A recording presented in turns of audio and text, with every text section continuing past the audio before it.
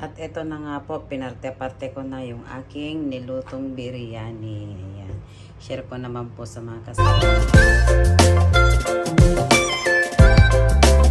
Good morning everyone.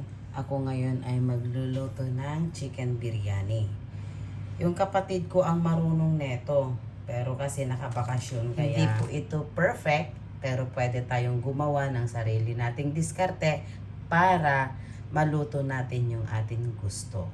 So ngayon, imamarinate muna natin siya ng mga ilang minutos.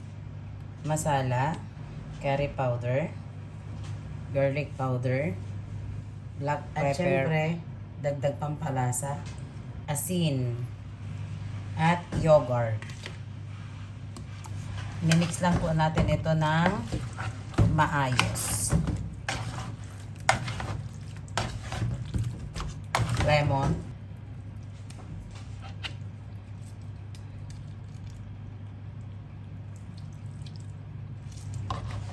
Mix natin ulit.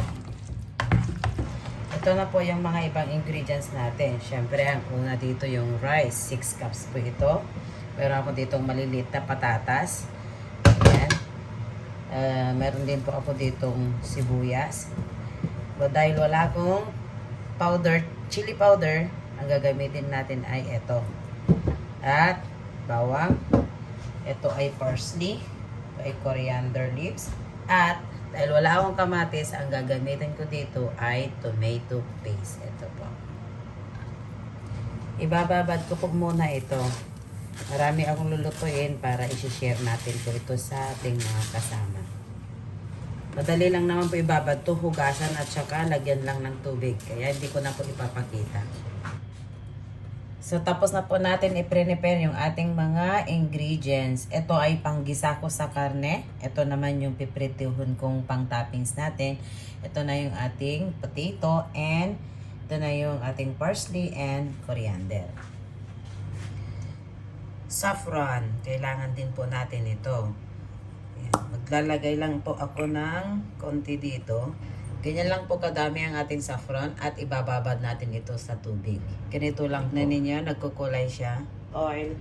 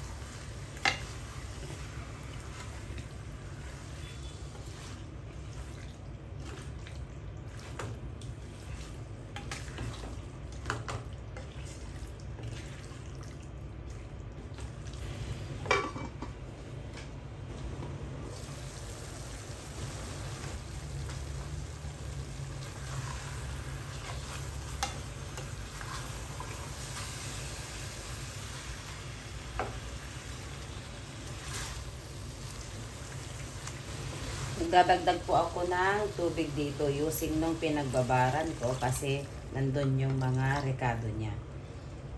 Kaya po ako nagdagdag ng tubig dito ay para palambutin siya. Ayan, palalambutin ko lang po ito.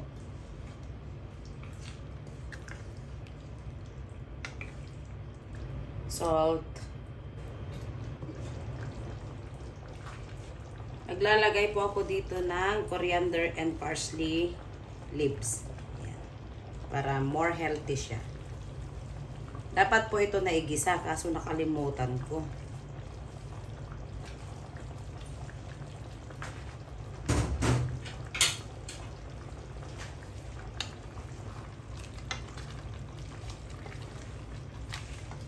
Sorry guys, nakalimutan ko siyang igisa.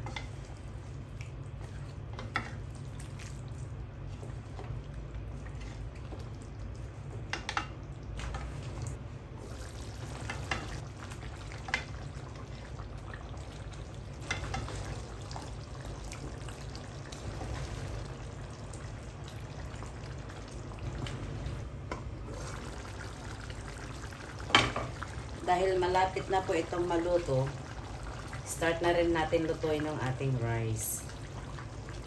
Ayan.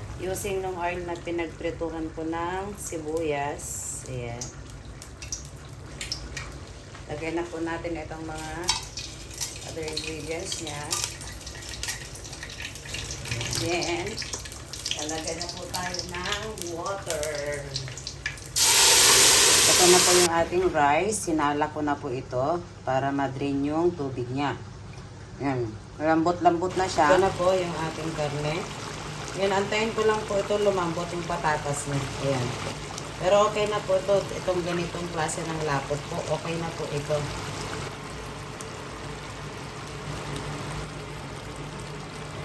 Lalagay po tayo ng asin. Hindi po natin dadamihan kasi baka mamaya maalat naman ng sobra. Dahil yung niluto kong chicken, may talagang kumpleto na po yung recado niya. Ngayon, dahil kumukulo na, lalagay na po natin yung ating rice. I have to check all the time kasi hindi pwede itong lumabsa or maluto ng maluto. Dapat half cook lang po ito.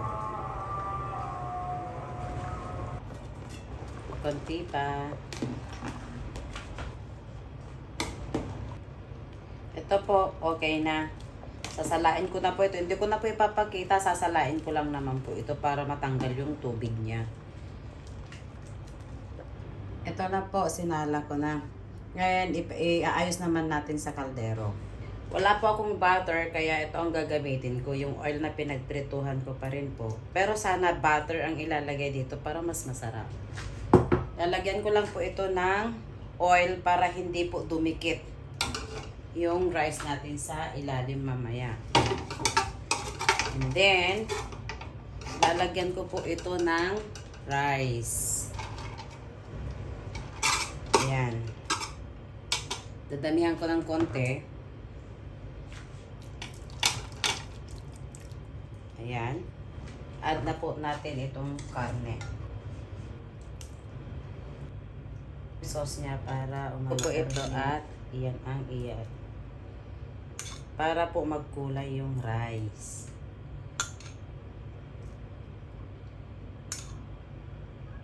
Rice pa rin.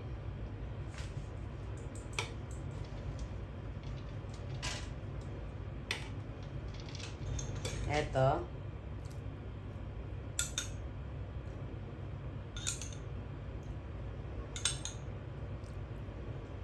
Ayan. Then, karne.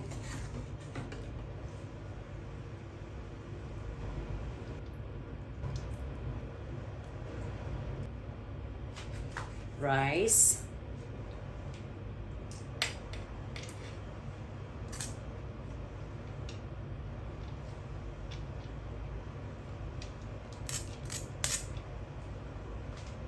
Still, lagay na po natin lahat.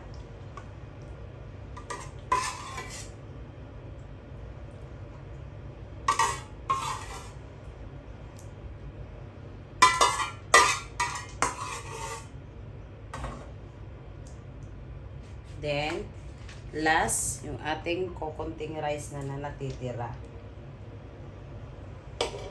Pagpagin ko to, sisaya. And then, tatakpan ko ng ganyan. Iayos lang natin ng ganyan. Last, yung ating kokonting natitirang saffron. Tapos, yung ating fried onion. Magtitira po ako para sa ating toppings mamaya.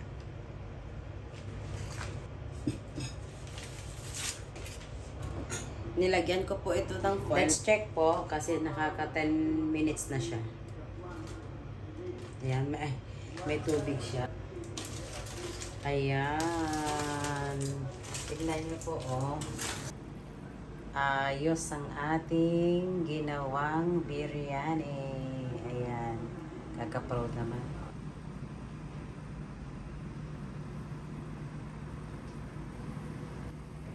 At ito na nga po, pinarte-parte ko na yung aking nilutong biryani. Ayan. Share ko naman po sa mga kasama natin. Siyempre, sa amin yan. Ate Nalien, tsaka si Ate Lani, tsaka si Kuya Ryan. Kain na po tayo.